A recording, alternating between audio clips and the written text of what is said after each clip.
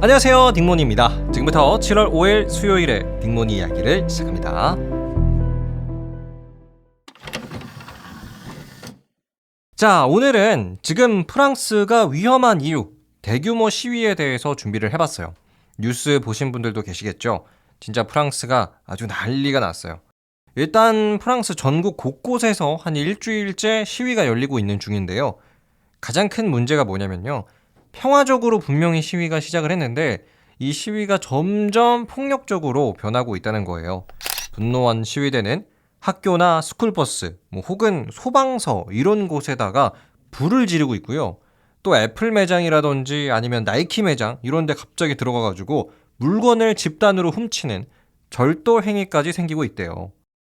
물론 프랑스 정부가 가만히 있지는 않겠죠. 경찰을 투입하긴 했는데요. 한 4만 5천 명 정도 굉장히 많이 투입을 했죠. 심지어는 장갑차랑 헬리콥터까지 시위대를 막기 위해서 등장을 했대요. 근데 아직까지도 시위 진압에 어려움을 겪고 있는 상황이에요. 그래서 혹시라도 프랑스 여행을 가신다면 진짜 조심하셔야 할 것 같아요. 몇몇 지역은 아예 오후 6시 이후에 대중교통을 금지시켜버린 것도 있더라고요. 자, 그러면 지금부터는 프랑스에서 일어나고 있는 이 대규모 시위, 왜 시작이 된 건지, 그리고 프랑스와 알제리의 역사까지 제가 한 번에 소개해 드리도록 하겠습니다. 중요한 뉴스니까요. 끝까지 함께 해주시길 바랄게요. 자, 결론부터 소개를 해드리면요. 지금 프랑스 시위의 결정적인 원인은 경찰관의 총에 맞아 사망한 17살 소년 나엘 때문이라고 할 수가 있어요. 나엘은 프랑스에 살고 있는 아프리카의 알제리계 프랑스인인데요. 사건의 전말은 이래요. 6월 27일에 나엘은 본인의 노란색 벤츠 자동차를 타고 운전 중이었어요.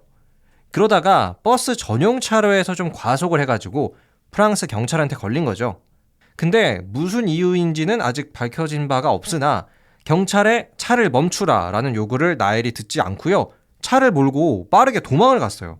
하지만 나엘의 차가 신호에 걸리는 바람에 멈추게 됩니다. 근데 여기서 뒤따라온 프랑스 경찰이 나엘을 향해 총을 발사했어요. 결국 총에 맞은 나엘은 사망했고요. 자, 물론 경찰관의 멈춰라 라는 요구에 응하지 않고 도망간 건 나엘의 잘못이기는 해요. 근데 이게 총을 쏠 정도의 심각한 범죄일까요? 그래서 프랑스의 많은 이슬람 교도들, 이민자들, 다양한 무슬림들이 들고 일어나기 시작을 한 거예요. 이번 나엘 사건은 그냥 경찰의 총격 사건이 아니라 무슬림을 상대로 한 인종차별이다. 자, 어떠세요? 경찰관의 총에 맞아 죽은 무슬림 소년, 그로 인해 시작된 대규모 차별 시위. 이런 비슷한 사건 미국에서도 들어보신 것 같지 않으세요? 네, 미국에서는 흑인을 상대로 한 경찰의 과잉 진압으로 흑인이 사망하는 사건이 있었잖아요. Black Lives Matter 이런 구호가 나왔던 걸로 기억을 하는데요. 지금 프랑스에서는 거의 비슷한 일, 무슬림을 상대로 한 경찰의 과잉 진압이 가장 논란이 되고 있는 상황이고 현재 프랑스 시위의 아주 근본적인 원인이에요. 그래서 시위의 구호도 나엘을 살려내라 이런 게 아니고요. 무슬림을 위한 정의, 프랑스 사회에서 억압받는 무슬림들의 차별 금지, 이렇게 시위가 진행이 되고 있습니다. 자, 그럼 우리가 지금까지는 프랑스 시위의 원인 소년 나엘의 죽음에 대해서 알아봤잖아요. 그러면 우리가 또 역사 이야기를 안 할 수가 없어요. 일단 나엘은 아까도 말씀드렸지만 알제리계 프랑스 사람이었죠. 자, 여기서 알제리는요, 프랑스의 오랜 식민지였습니다. 1800년대 중반부터 시작해서 2차 세계대전이 끝난 뒤까지도 거의 100년 이상 알제리는 프랑스의 지배를 받았죠. 하지만 1954년 알제리와 프랑스 간의 독립전쟁이 일어났고요. 8년간의 전투 끝에 알제리는 승리했고 독립된 국가, 지금의 알제리가 탄생을 했어요. 그래서 사실 알제리인들은 프랑스를 그렇게 좋아하지는 않아요.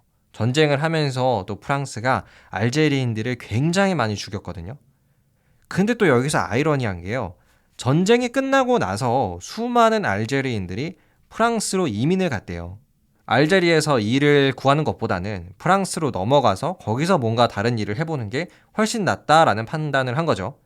또 알제리 사람들이 식민 지배를 오래 경험하다 보니까 프랑스어는 당연히 할 줄 알죠. 그래서 언어적인 장벽 같은 것도 없었어요.